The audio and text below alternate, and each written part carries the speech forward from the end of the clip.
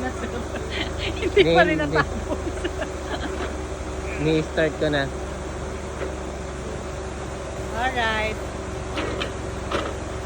Next naman.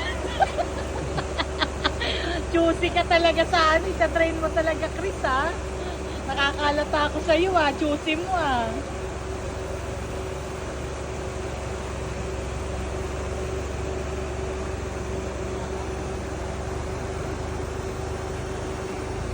Yes, Chris. Chris, explain it in English. Fluently. PT yarn?